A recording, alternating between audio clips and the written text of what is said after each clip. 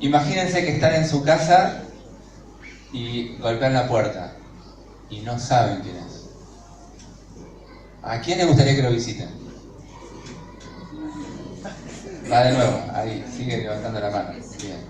Supónganse que están en su casa con su esposa y acaban de tener una discusión fuertísima.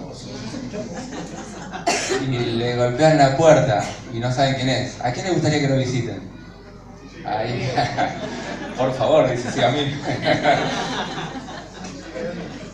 Supongan que saben que es el prestamista, que hace 6 meses que no le pagan. El que golpea la puerta. ¿A quién le gustaría que lo visiten? Bueno, va a depender fuertemente de quién sea el visitante, está claro. En la Escritura encontramos muchas veces, por muchos lugares, que Dios visita, de muchas maneras y con muchas intenciones distintas. Y yo seleccioné algún pedacito para compartir hoy y que sirva de utilidad para nuestra vida en distintos aspectos. Por lo menos 2 aspectos me interesaría que queden claros. David habla en el Salmo 8, dice, ¿qué es el hombre para que lo visites? Porque nos bendice Dios de tantas maneras, nos ha puesto en una posición tan importante dentro de su plan para el universo, que David se pregunta, ¿quiénes somos nosotros para que nos visites y nos des la posición que nos diste? Y en contraposición, si vamos al libro de Job, como ejemplo opuesto, Job capítulo 7,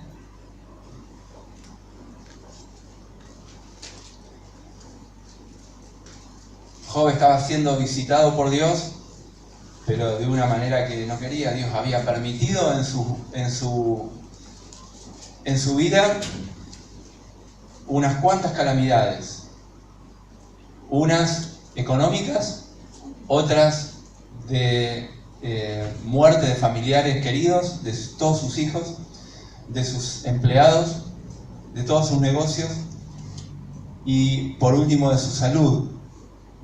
Y acá dice, leemos desde el versículo 17, Job 7:17, ¿qué es el hombre para que lo engrandezcas o para que le des importancia, para que pongas sobre él tu corazón? ¿Por qué te ocupas de mí? Y lo visites todas las mañanas y todos los momentos lo pruebes. ¿Hasta cuándo no apartarás de mí tu mirada y no me soltarás siquiera hasta que trague mi saliva? Si pequé, ¿qué puedo hacerte a ti, oh guarda de los hombres? ¿Por qué me pones por blanco tuyo hasta convertirme en una carga para mí mismo? Job sufriendo la intervención de Dios en su vida de una manera que no es agradable. Pero él sabía que era Dios el que por lo menos permitía lo que le estaba pasando en su vida. Y yo quiero que vamos a ver un poquito 2 detalles de la historia de Israel, que es lo que quería transmitir hoy para que sea de utilidad en nuestra vida, de 2 visitas especiales de Dios en la historia del pueblo de Israel y que tienen un paralelo muy claro en la vida de cualquiera de nosotros. Así que vamos al libro de Éxodo. Vamos al libro de Génesis, al último capítulo del Génesis.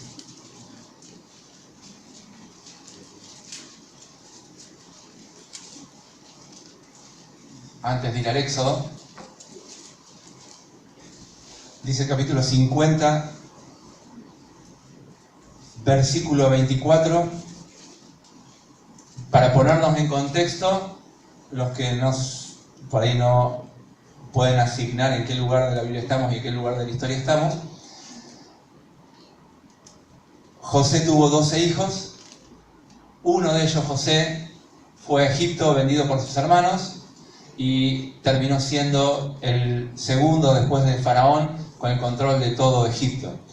Y ocurre una gran hambre en la tierra y toda la familia de José, o sea, José que es Israel y todos sus hijos y la familia de sus hijos descienden a Egipto. En total, unas 70 personas van a Egipto y ahí se instalan bajo la cobertura de José.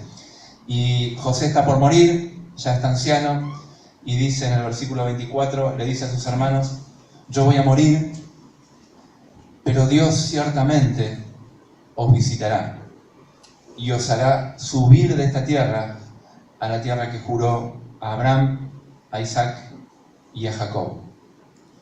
Esa profecía y esa promesa de que Dios iba a visitar al pueblo de Israel después de un tiempo y los iba a volver a llevar a la tierra que Dios le había prometido, queda ahí latente. Damos vuelta a la página, vamos al libro de Éxodo y pasaron 400 años desde ese momento. Un montón de tiempo. Y tenemos el pueblo de Israel esclavizado. Se multiplicó de una manera asombrosa a tal punto de que en estos 400 años pasaron de ser unos 70 a ser unos 2 millones de personas aproximadamente. Y en esa situación los egipcios empiezan a tener temor del pueblo y empiezan a perseguirlos, empiezan a darles tareas de corte esclavista y empiezan a, por lo menos en intención de Faraón, a tratar de matar a los bebés que nacen para destruir a este pueblo que se estaba haciendo poderoso dentro de Egipto. Y empiezan a sufrir, y mucho, y mucho. Cantábamos recién que éramos libres del pecado, y esta es la primera analogía. Tenemos a un pueblo de Israel esclavizado y una persona, cualquier persona, puede estar esclavizada por el pecado. Y en esta figura de cómo Dios libera al pueblo de Israel, vemos también la manera en que Dios libera a cualquier persona que está esclava y sometida y dominada por el pecado.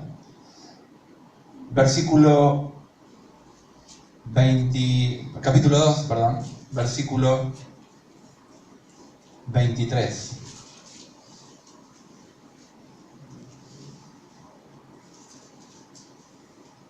Dice, porque así empieza todo, y de la misma manera empieza todo en nuestra vida. Aconteció que después de muchos días murió el rey de Egipto, y los hijos de Israel gemían a causa de la servidumbre y clamaron. Por primera vez claman a Dios. Después de estar mucho tiempo sufriendo, por primera vez claman a Dios. El capítulo 1 y el capítulo 2 describen muchos de los sufrimientos con lujo de detalles de los que pasaba el pueblo de Israel, y por primera vez claman. Y ante el clamor, dice que subió a Dios el clamor de ellos con motivo de su servidumbre, y oyó Dios el gemido de ellos, y se acordó de su pacto con Abraham, Isaac y Jacob, y miró Dios a los hijos de Israel y los reconoció Dios. Se acuerda Dios de lo que había prometido y ante el clamor decide actuar. La manera en que va a actuar se llama en la Escritura una visita de Dios a su pueblo. Dios los va a visitar, ahora lo vamos a leer. Pero si se fijan un poquito antes, en capítulo 2, versículo 13, Moisés, que por esta razón de la persecución, la madre lo había puesto en un Moisés, ahora lo llamamos Moisés por esa razón, calafateado con brea, y lo agarra la hija del faraón y lo hace criar, y se cría como un príncipe dentro del palacio. Pero él sabe que es hebreo, él ve la situación de su pueblo y dice en el versículo 13 que él vio a 2 hebreos que reñían. Ahí estamos en 2, capítulo 13, estamos un poquito antes de lo que acabamos de leer. Y dijo al que maltrataba al otro, ¿por qué golpeas a tu prójimo? Y él le respondió, ¿quién te ha puesto a ti por príncipe y juez sobre nosotros? Qué buena pregunta, ¿no? ¿Quién te puso a vos por príncipe? Y Moisés se queda. No solo le dice eso, le dice la siguiente pregunta. ¿Piensas matarme como mataste al egipcio? Porque antes Moisés, defendiendo a un hebreo, había matado a un egipcio. Y Moisés tuvo miedo de que la noticia de que él mató a un egipcio ya se supiera en todo Egipto y decide huir. Moisés tenía ahí 40 años. Pasan 40 años hasta que el pueblo de Israel clama y Dios envía para salvarlo al propio Moisés. Pero a diferencia de la situación anterior, ahora sí Dios lo envía. Dios lo pone por juez sobre el pueblo de Israel. Vamos a Hechos. Bueno, todavía no. Vamos ahí a Éxodo capítulo 3. Así no nos vamos y terminamos de leer los que están en el Éxodo y después vamos al libro de Hechos. Éxodo 3, versículo 16. Dios se le aparece a Moisés en la zarza, en el desierto, cuando criaba las ovejas de su suegro, y le dice: ve y reúne a los ancianos de Israel y diles: Jehová, el Dios de vuestros padres, el Dios de Abraham, el Dios de Isaac y el Dios de Jacob, me apareció diciendo, y acá está la frase: en verdad os he visitado y he visto lo que se os hace en Egipto. Y capítulo 4, versículo 31. Salteamos los detalles de la historia que son muy ricos, pero no hay tiempo.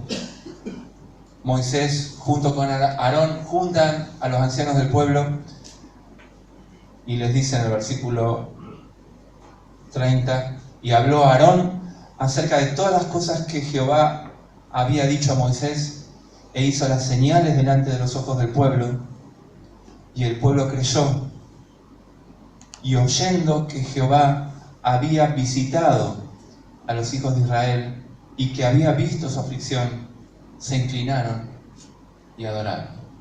Todavía no pasó nada, pero ya saben que Dios se acercó, que Dios vino, que Dios vio, que Dios visitó y que por lo tanto Dios iba a salvar.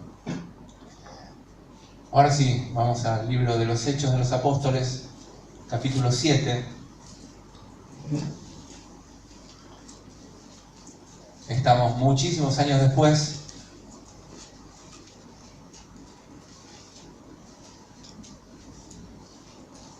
Esteban, un judío convertido, está defendiéndose delante de los oficiales, de los que gobernaban en Israel. Bueno, no gobernaban estrictamente, pero sí los que tenían autoridad religiosa y algunas otras autoridades civiles también. Y defendiéndose delante de ellos, les recuerda esta historia que acabamos de leer. Y dice el versículo 23. Está Esteban hablándole a los judíos, diciéndole lo que habían hecho con Moisés y que la misma situación se había replicado con el Mesías, con Cristo. Porque así como vino Moisés y el pueblo lo rechazó, de la misma manera vino Cristo. Y estos oficiales, los ancianos del pueblo, los escribas, los fariseos, los sacerdotes, también rechazaron al Señor Jesucristo. Y les dice, versículo 23, hablándole a ellos: cuando hubo cumplido la edad de 40 años, esto es Moisés, le vino al corazón el visitar a sus hermanos, los hijos de Israel. Al ver a uno que era maltratado, lo defendió, e hiriendo al egipcio vengó al oprimido. Pero él pensaba que sus hermanos comprenderían que Dios les daría libertad por mano suya. Pero ellos no lo habían entendido así. Y al día siguiente se presentó a unos de ellos que reñían y los ponía en paz, diciendo: varones hermanos sois, ¿por qué os maltratáis el uno al otro? Entonces el que maltrataba a su prójimo lo rechazó, diciendo: ¿quién te ha puesto por gobernante y juez sobre nosotros? ¿Quieres tú matarme como mataste ayer al egipcio? Al oír esta palabra, Moisés huyó y vivió como extranjero en tierra de Madián, donde engendró 2 hijos. Pasados 40 años, un ángel, o el ángel del Señor, se le apareció en el desierto del monte Sinaí, en la llama de fuego en una zarza. Entonces Moisés, mirando, se maravilló de la visión, y acercándose para observar, vino a él la voz del Señor: yo soy el Dios de tus padres, el Dios de Abraham, el Dios de Isaac y el Dios de Jacob. Y Moisés, temblando, no se atrevía a mirar. Y le dijo el Señor: quita el calzado de tus pies, porque el lugar en donde estás es tierra santa. Ciertamente he visto la aflicción de mi pueblo que está en Egipto, y he oído su gemido, y he descendido para librarlos. Ahora pues, ven, te enviaré a Egipto. Y fíjense lo que dice ahora. 35. A este Moisés, a quien habían rechazado, diciendo, ¿quién te ha puesto por gobernante y juez? A este lo envió Dios como gobernante y libertador por mano del ángel que se le apareció en la zarza. Versículo 36. Este los sacó habiendo hecho prodigios y señales en la tierra de Egipto y en el Mar Rojo y en el desierto por 40 años. Este Moisés, ese mismo Moisés, es el que dijo a los hijos de Israel, el Señor les levantará un profeta de entre vuestros hermanos como a mí. A él oiréis. Así como José había anunciado que iba a visitarlos Dios, así Moisés les dice, Dios les va a enviar a otro profeta, al verdadero profeta. A él tienen que oír. Y el alma que no lo oye va a ser desarraigada del pueblo. Y está apuntando al Señor Jesucristo. Bueno, y vamos a la otra situación. Salmo 80. Así que la primera situación es cuando Dios visita al pueblo de Israel para salvación de su esclavitud en Egipto. El Señor los salva. El Señor les da la tierra por heredad. Pero también el pueblo de Israel se aparta de su Dios. A tal punto que Dios los tiene que castigar, los tiene que corregir. Van en cautiverio, son dominados por los enemigos y van en cautiverio. Y ahora se necesita una restauración. Este salmo, este título no es parte de la Biblia, pero para mí está muy bien puesto. Dice súplica por restauración. Y es otra situación en la que necesitamos una visita especial de Dios. O cuando estamos lejos de Dios, en esclavitud y en pecado, sin haberlo conocido a Dios, o cuando estamos, como en esta situación del pueblo de Israel, habiendo conocido a Dios, por nuestro pecado, estamos siendo castigados por el Señor y lejos de disfrutar lo que Dios planeó para nuestras vidas.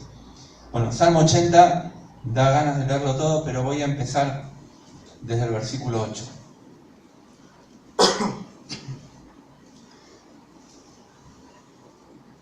El salmista dice, hiciste venir una vid de Egipto.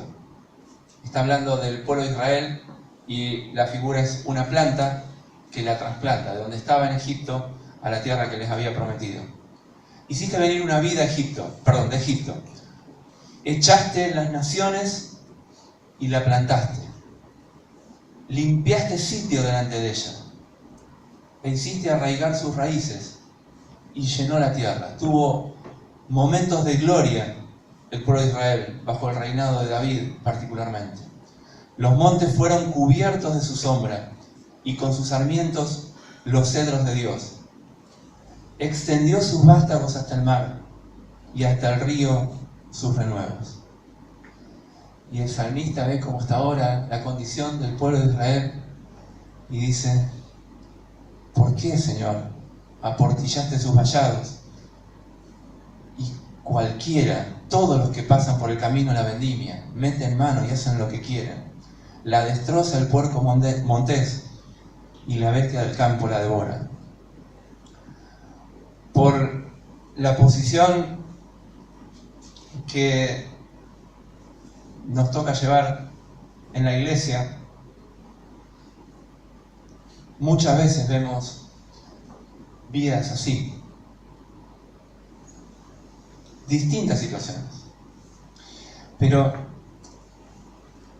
lo que expresa el salmista acá con extrema tristeza es tanto trabajo de Dios, tanto esfuerzo de Dios, para que un pueblo esté bien, para que tenga gloria, para que lleve en su vida, en su manejo, en su gobierno, la gloria de Dios a un montón de lugares más, como fue en un momento de esplendor. Y ahora está totalmente derribado. Lo mismo pasa para un creyente. El trabajo que hizo Dios para salvar un alma. Todo lo que recordamos en la Cena del Señor es lo que el Señor trabajó para salvar nuestra alma. Lo que hizo, en qué posición de gloria nos puso. Y uno ve vidas de creyentes que después de haber vivido momentos de gloria y de comunión hermosa con el Señor, se apartan. O peor, no se apartan y están hipócritamente dentro de la congregación. Y están dominados por el pecado. Y son adictos, por ejemplo, a la pornografía. Y conocemos situaciones de esas. O no pueden convivir en familia. Y son hermanos, todos en la familia. Bueno, distintas situaciones. Pero ¿cómo puede ser que el Señor haya hecho semejante trabajo para nuestra salvación y sin embargo el enemigo la destroza por todos lados a la hora que el Señor quiso hacerlo? El clamor está en el versículo 14. Oh Dios de los ejércitos, vuelve ahora, mira desde el cielo, considera y visita esta viña. Que la visite para restauración, así como la visitó para salvación, que la visite ahora para restauración. Está quemada a fuego, está asolada. Y el versículo 17, otra vez, así como Moisés nos hace poner la mirada en el Señor Jesucristo, el salmista, de una manera hermosa, nos hace poner de nuevo la mirada en Jesucristo. Sea tu mano, dice el versículo 17, y fíjense si no está hablando del Señor Jesucristo. Sea tu mano sobre el varón de tu diestra. ¿Quién está a la diestra de Dios? El Señor Jesucristo. Sobre el Hijo del Hombre que para ti afirmaste. Cualquier recurso de salvación está en la persona de Cristo. Señor, la única chance, es lo que está diciendo el salmista, de que haya bendición y restauración para nosotros, es que el que está a tu diestra sea puesto en total dignidad, que tu favor, que tu mano, que tu protección sea para Él. Porque de la única manera es que si estamos en Él, versículo 18, no nos apartaremos de ti. Nos darás vida e invocaremos tu nombre. Cuando llegamos al Nuevo Testamento, y yo con esto quiero terminar, Evangelio de Lucas.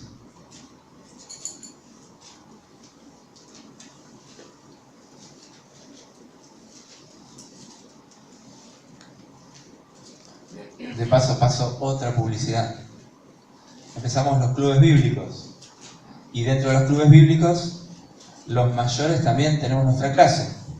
Sábados, 18-15 horas. Y la idea de este año que nos transmitió Daniel es ver cómo el Señor trataba a las personas con las que se encontró y se cruzó en su ministerio. Y la imagen de la primera que me quedó a mí en la cabeza, de la primera clase, es que el reino de Dios se acercó a la tierra. Una visita especial. ¿Y qué hacemos con esa visita? ¿Cómo reaccionamos ante esa visita? Vamos a ver en distintas personas esa situación. Lucas, capítulo 1.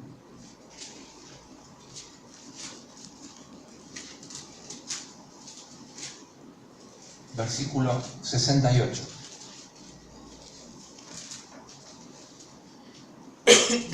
El que está hablando es el papá de Juan el Bautista, un sacerdote, Zacarías. Y cuando nace su hijo, que ella sabe que va a preparar el camino para el Señor, y sabe que el Señor es el Mesías, que va a venir a redimir a su pueblo del verdadero problema del pecado. Dice, versículo 68, bendito el Señor Dios de Israel, que ha visitado y redimido a su pueblo. Llega lo que se estaba esperando, ya sea para salvación o ya sea para restauración, la persona del Señor Jesucristo. Y nos levantó un poderoso Salvador en la casa de David. Y después habla de su hijo, de Juan el Bautista, y dice, versículo 76, y tu niño, profeta del Altísimo, será llamado, porque irás delante de la presencia del Señor para preparar sus caminos, para dar conocimiento de salvación a su pueblo, para perdón de sus pecados, por la entrañable misericordia de nuestro Dios, con que, de nuevo ahí está la misma figura, con que nos visitó desde lo alto la aurora. Juan, cuando empieza su evangelio, dice que el verbo era en el principio, y el verbo estaba con Dios, y el verbo era Dios. Dice más adelante, y ese verbo, el verbo, se hizo carne, y habitó entre nosotros, estuvo con nosotros, nos visitó de una manera mucho más contundente que con el pueblo de Israel. La ley, dice ahí mismo Juan, fue dada por medio de Moisés, pero la gracia y la verdad, la completa verdad, vinieron por medio de Jesucristo. Y Lucas capítulo 7.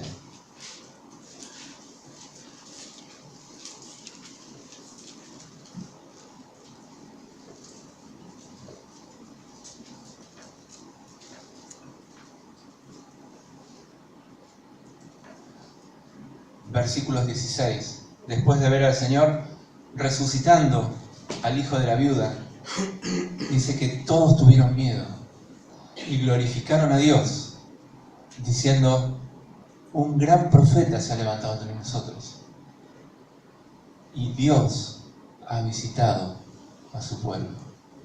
Dios visitó a su pueblo. Y Lucas capítulo 19.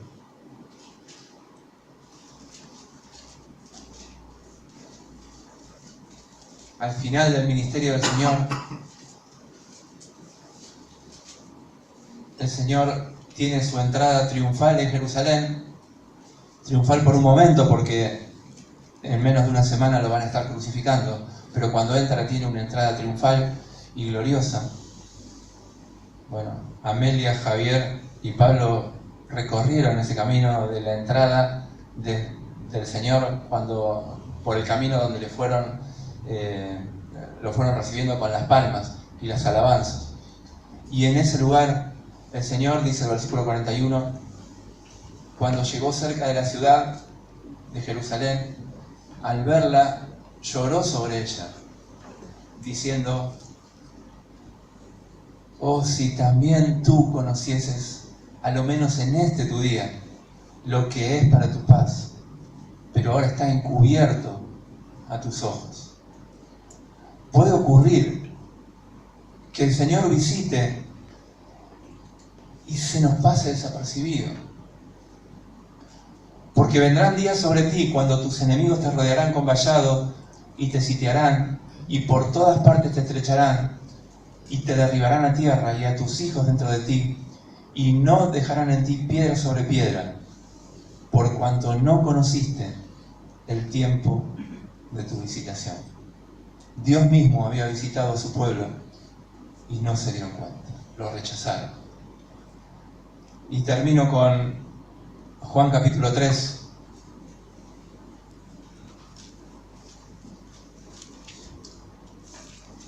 ¿Quién se sabe de memoria del versículo 16? Muchos, ¿no? Porque de tal manera amó Dios al mundo, que ha dado a su Hijo unigénito, para que todo aquel que en él cree no se pierda, mas tenga vida eterna. Porque Dios tuvo esta visita, envió a su Hijo, no para condenar al mundo, versículo 17, sino para que el mundo sea salvo por él. Y esto es lo asombroso. Y esta es la condenación. Que en esta visita, que la luz viene, y de nuevo yo ahora hablo para gente que no conoce al Señor y para gente que sí conoce al Señor. Esta es la condenación. Que la luz vino al mundo y en esa visita los hombres no quisieron ir a la luz. Amaron más las tinieblas que la luz. Porque es incómoda esta visita. Es muy incómoda. Hay que cambiar cosas, hay que corregir cosas, hay que agachar la cabeza, hay que tener humildad, hay que declarar que Él es el soberano y nosotros tenemos que hacer su voluntad. Dice, porque amaron más las tinieblas que la luz, porque sus obras eran malas. Porque todo aquel que hace lo malo aborrece la luz y no viene a la luz para que sus obras no sean reprendidas. Cuando termina este capítulo, Juan dice, el que cree en el Hijo, versículo 36, tiene la vida, pero el que rehúsa creer en el Hijo de Dios, el que rechaza esta visita, el que no quiere tener comunión con Dios, el que no quiere someterse a sus caminos y a su voluntad, dice, no verá la vida, sino que la ira de Dios está sobre él. Antes de terminar con una oración, yo les quiero leer una poesía. Es una poesía, quizás corre el riesgo de que no le produzca absolutamente nada a ustedes, porque es una poesía muy antigua, es del siglo de oro de la literatura española, de Lope de Vega, que algunos hemos tenido que ver en el secundario y otros ni saben de qué estoy hablando. El lenguaje, como es un lenguaje de esa época, por ahí lo sentimos un poco distante, pero si se pueden abstraer del lenguaje, me gustaría que puedan percibir la tristeza que transmite esta poesía de una persona que no recibe esta visita que el Señor quiere tener con las personas. El Señor está basada en el texto de Apocalipsis 3:20. Hay una iglesia, la iglesia de la Odisea, que es una iglesia autosuficiente, que se cree que tiene todo y está apartada del Señor. No tiene comunión con el Señor. Y el Señor le dice, yo estoy a la puerta y llamo, ¿no? Apocalipsis 3:20. Dice, si alguno oye mi voz, dice, y abre, entraré a él y cenaré con él, y él conmigo. Pero puede pasar que no se abra. Y esta poesía habla de una persona que no abre. Dice así, ¿qué tengo yo que mi amistad procuras? ¿Qué interés te sigue, Jesús mío, que a mi puerta cubierto de rocío pasas las noches del invierno oscuras? ¿O cuánto fueron mis entrañas duras, pues no te abrí? Qué extraño desvarío, si de mi ingratitud el hielo duro secó las llagas de tus plantas puras. ¿Cuántas veces el ángel me decía, alma, asómate ahora a la ventana, verás con cuánto amor llamar porfía? Y cuántas veces, hermosura soberana, mañana le abriremos, respondía, para lo mismo responder mañana. Que el Señor nos libre de perdernos la comunión con el Señor cuando Él viene a visitarnos, ya sea para que lo conozcamos por primera vez o para restaurarnos, si es que estamos arruinados a pesar de estamos en pecado, estamos no dando gloria a pesar de que el Señor hizo tanto para que estemos en una posición de gloria. Vamos a orar y terminamos así esta reunión. Después tiene Pablo un anuncio más.